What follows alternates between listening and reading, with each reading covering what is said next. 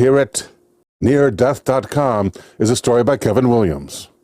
It's entitled Near-Death Experiences of the Hollywood Rich and Famous. And Mr. Williams begins.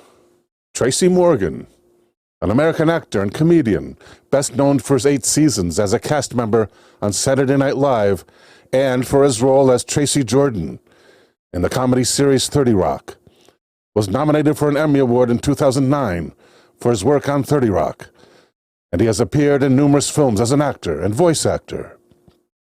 On June 7, 2014, a tractor-trailer struck Morgan's minibus on the New Jersey Turnpike, causing a devastating multi-car crash that left Morgan with a life-threatening brain injury, a broken leg, and broken ribs.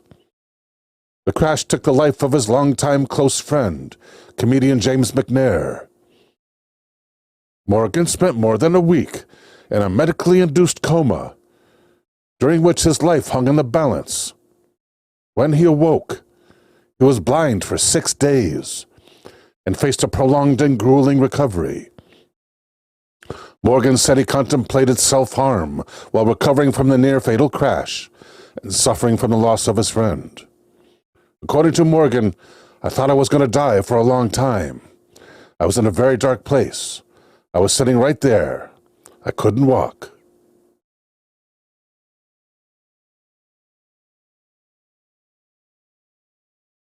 While Morgan was in a coma, he had a near-death experience during which he met God and was reunited with his late father, Jimmy Morgan.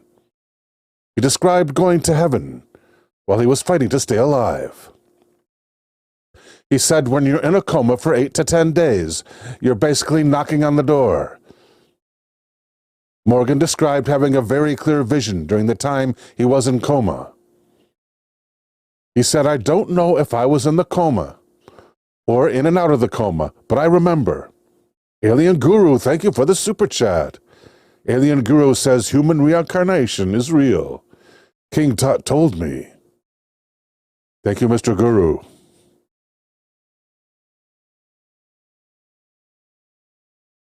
But I remember I was talking with my father. Morgan's father had passed away in 1987 after losing a battle against AIDS. When Tracy saw him, his father reportedly told him it wasn't Morgan's time to die. Morgan said he had this green thing on. I just remember him saying, I'm not ready for you, son. The spiritual encounter was incredibly overwhelming for Morgan. He says, I started crying. I cried probably harder than I cried at his funeral. I just kept saying, Dad. He was my best friend in life. According to Morgan, his dad told him he still had to finish the job. Often in tears during the interview with Oprah, Morgan said he truly believes he was in heaven and that his late father encouraged him to return to the living world. Quote, when you're in a coma for 8 to 10 days and you survive, trust me, you're at peace. I've been to the other side and I came back with gifts. These jokes I'm giving y'all, they're gifts.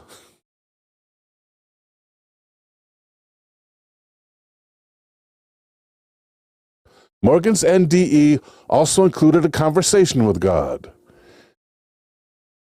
He said God told him he still has plans for him. Quote, I went to the other side. This isn't something I'm making up. You know what God said to me? He said, your room isn't ready. I still got something for you to do. And here I am doing an interview. After his trip to heaven, Morgan says he's now a changed man and that he has transformed for the better. He now looks at his relationships in a new light. When asked by Oprah Winfrey on a Super Bowl Sunday, or a Super Soul Sunday, if a person can ever be normal again after an NDE, Morgan answered no. I told my wife that the other day. Something's different. The way I am with people. I find I'm saying I love you 200 times a day to strangers. I don't care. I don't have to know you to love you. That's how we're supposed to be as human beings. We're supposed to take care of each other.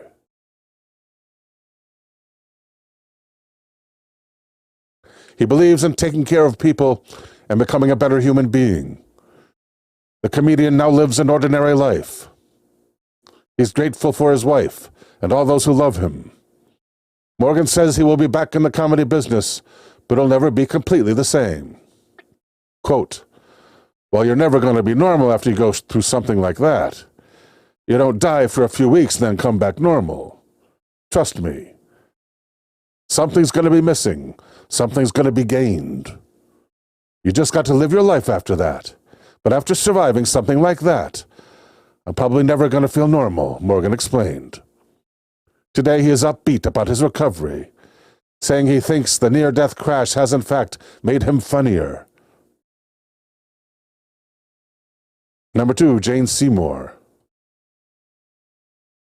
Jane Seymour is a British-American actress, best known for her performances Somewhere in Time or East of Eden or War and Remembrance.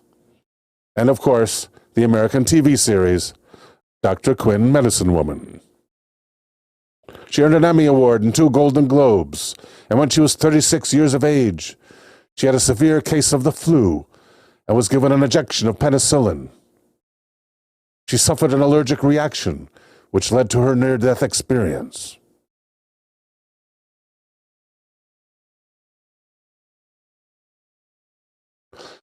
As she described in her book, Among Angels, "I literally left my body. I had this feeling that I could see myself on the bed, with people grouped around me. I remember them all trying to resuscitate me. I was above them, in the corner of the room, looking down. I saw people putting needles in me, trying to hold me down. I remember my whole life flashing before my eyes, but I wasn't thinking about winning Emmys or anything like that. The only thing I cared about was that I wanted to live, because I didn't want anyone else looking after my children. I was floating up there thinking, no, I don't want to die. I'm not ready to leave my kids. And that was when I said to God, if you're here, God, if you really exist and I survive, I will never take your name in vain again. Although I believe that I died for about 30 seconds, I can remember pleading with the doctor to bring me back. I was determined I was not going to die." Then she suddenly found herself back in her body.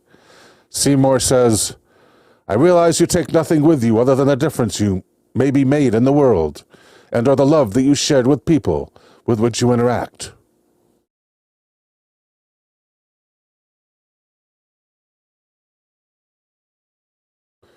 Peter Sellers, who passed away in 1980, was the comic genius of a generation. He brought brilliant characterizations to numerous films, including The Mouse That Roared, Dr. Strangelove, The Pink Panther, and Being There. He was known for his enthusiastic way of totally absorbing himself in his characters, even carrying roles off stage. He also suffered from sad moods between films. While he knew his characters thoroughly, he said that he really did not know who he himself was.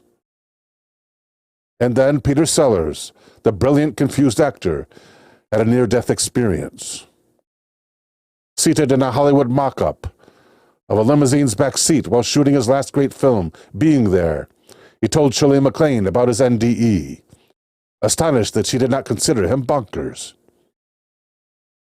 In 1964, during the first of a rapid series of 8 heart attacks, when his heart stopped and was clinically dead, he had an out-of-body experience and saw the bright, loving light. In her book, Out on a Limb, Shirley MacLaine recounts Sellers' experience.